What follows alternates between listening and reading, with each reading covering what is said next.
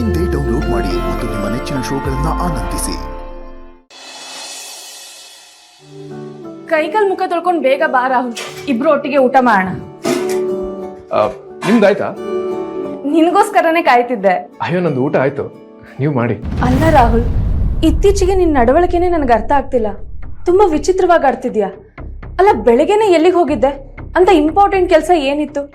ಇವತ್ತು ಕೂಡ ಇಂಟರ್ವ್ಯೂ ಇತ್ತಾ? ಇಲ್ಲ, ಒಂದ್ ಬರ್ತ್ಡೇ ಇತ್ತು. ಓ, ಬೆಳಗ್ಗೆಯಿಂದ ನಡೀತಿತ್ತಾ? ಯಾರ್ದು ಬರ್ಡೇ? ನನ್ನ ಫ್ರೆಂಡ್ದೆ. ನಾನು ಕರೆದಿದ್ರೆ ನಾನು ಬರ್ತಿದ್ದೆ ತಾನೆ? ಅಲ್ಲ, ಅವ್ರು ನನ್ನ ಒಬ್ನಿಗೆ ಇನ್ವೈಟ್ ಮಾಡಿದ್ರು, ಸೊ ಅದಕ್ಕೆ ಒಬ್ನೇ ಹೋದೆ. ಯಾಕೆ? ನಿನಗೆ ಮದ್ವೆ ಆಗಿದೆ ಅನ್ನೋ ವಿಷಯ ಅವ್ರಿಗೆ ಗೊತ್ತಿಲ್ವಾ?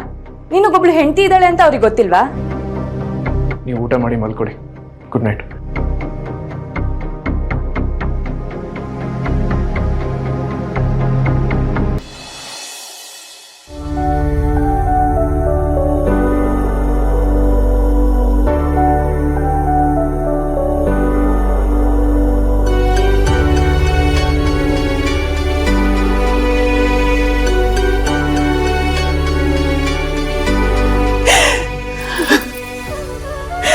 ಹೇಗಿದ್ದವನೇ ಹೇಗಾಗ್ಬಿಟ್ಟಿಯೋ ಬಾಕನೆ.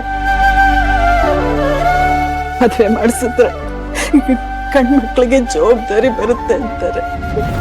ನಿನಗ್ ಮದ್ವೆ ಮಾಡಿದ್ರು ಜವಾಬ್ದಾರಿನೇ ಬರ್ಲಿಲ್ವೇನೋ. ಸದಾ ಕುಡ್ಕೊಂಡು ಹೆಂಡತಿ ಜೊತೆ ಜಗಳ ಆಡ್ತಾ ಮನೆಯವ್ರ ನೆಮ್ಮದಿನೆಲ್ಲ ಹಾಳು ಮಾಡ್ತಾ ಇದೆಯಲ್ಲೋ. ಯಾಕೋ ಹೀಗ್ ಮಾಡ್ತಿದ್ಯಾ ನೀನು?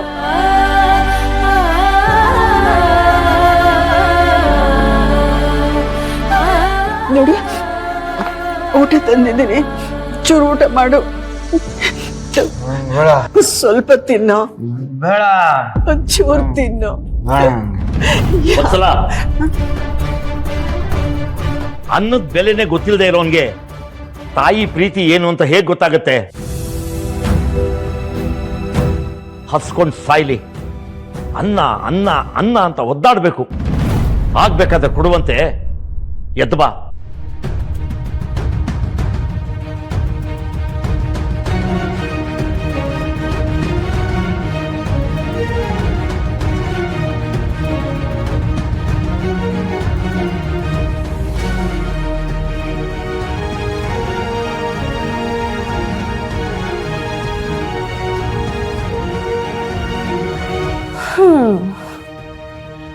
ಏನ್ ಬೇಬಿ, ವಾಟ್ ಸಮಾಚಾರ? ಎಣ್ಣೆನಾ? ಒಳ್ಳೆ ಬೆಣ್ಣೆ ಕೇಳ್ದಂಗೆ ಕೇಳ್ತಿದ್ಯಲ್ಲೋ ನರಸಿಂಹ.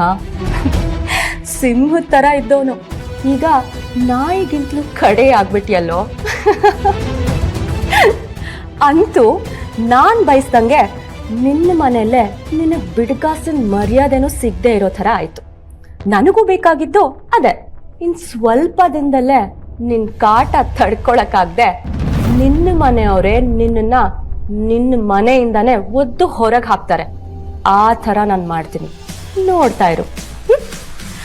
Good night baby. ಎಣ್ಣೆ ಬೇಕು.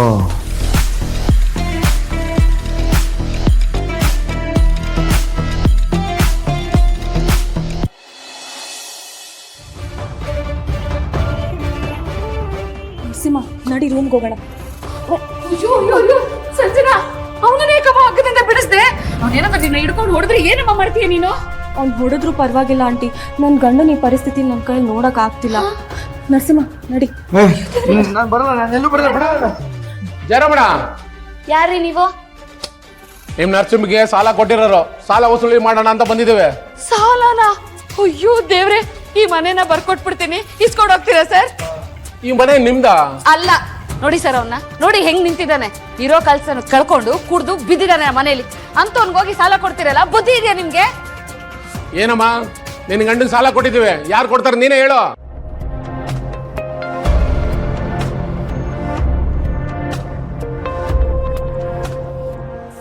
ಸರ್, ನಮ್ಮ ಮನೆ ಪರಿಸ್ಥಿತಿ ಸರಿಗಿಲ್ಲ ಸರ್. ನಮ್ಮ ಅಪ್ಪಂಗೆ ಹೇಳಿ ಹೇಗೋ ನಿಮ್ಮ ಸಾಲ ತೀರಿಸ್ತೀನಿ. ದಯವಿಟ್ಟು ಸ್ವಲ್ಪ ಟೈಮ್ ಕೊಡಿ ಪ್ಲೀಸ್ ಸರ್. ಅದೆಷ್ಟು ದಿನ ಬಿಟ್ಕೊಡ್ತೀಯ ಹೇಳ್ಬಿಡಮ್ಮ. ಅಲ್ಲಿವರೆಗೂ ಈ ಮನೆ ಕಡೆ ತಲೆನೂ ಹಾಕೋದಿಲ್ಲ. ಆದ್ರೆ ಟೈಮ್ ಇರಬಾರ್ದು ಅಷ್ಟೇ. ಇವನ್ ಮಾಡಿರೋ ಸಾಲನ ನಾನು ತೀರಿಸ್ತೇನೆ.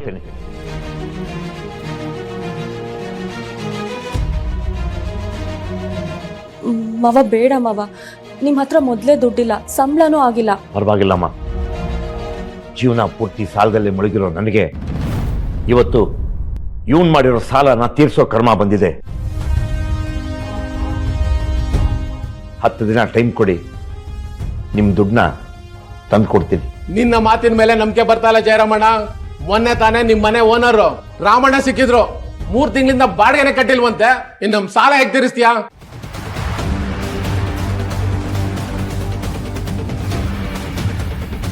ಸರಿ, ನಾವು SI ಸಾಹೇಬ್ರ ಹತ್ರನೇ ಇಸ್ಕೊಳ್ತೀವಿ. ಅಡಿಯಾ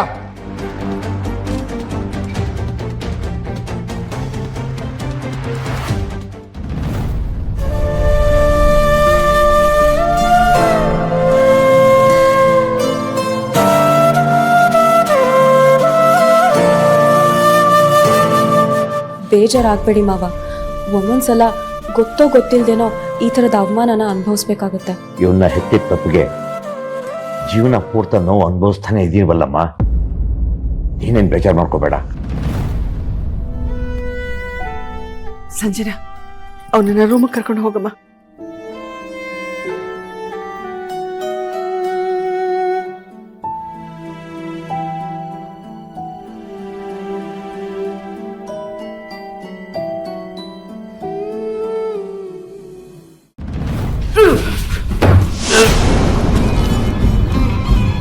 ಹೇಗಿದ್ದ ಹೇಗಾದ ಸಿಂಹ,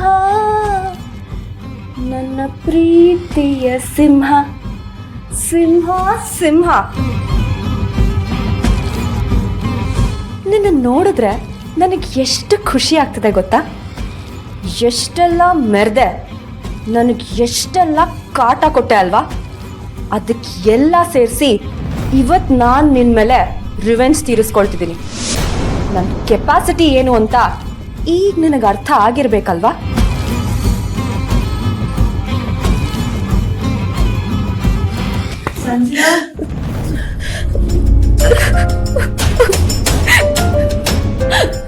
ಸಂಜೆ ಯಾಕೆ ಮಾಡ್ತಿದ್ಯಾ? ನರಸಿಂಹನ ಈ ಪರಿಸ್ಥಿತಿ ನೋಡಕ್ ಆಗ್ತಿಲ್ಲ ಅಂತ. ಇನ್ನೇನ್ ಮಾಡ್ಲಿ ನೀವೇ ಹೇಳಿ. ಸಮಾಧಾನ ಮಾಡ್ಕೊಂಡು, ನಿನ್ನ ನೋವು ಏನು ಅಂತ ನನ್ಗೆ ಅರ್ಥ ಆಗ್ತಿದೆ. ಇವನು ಇಷ್ಟೊಂದು ಹಾಳಾಗಿದ್ದಾನೆ ಅಂತ ಗೊತ್ತಿದ್ದಿದ್ರೆ ನೀನ್ ಮದ್ವೆ ಮಾಡ್ಕೊಂಡು ಮನೆಗೆ ಬಂದಾಗ ಇವನು ಮೋಸಿನ ಕಟ್ಟಿದ ತಾಳಿನ ಕಿತ್ತು ನಿನ್ ತವ್ರ ಮನೆಗೆ ಕಳಿಸ್ತಿದ್ದೆ.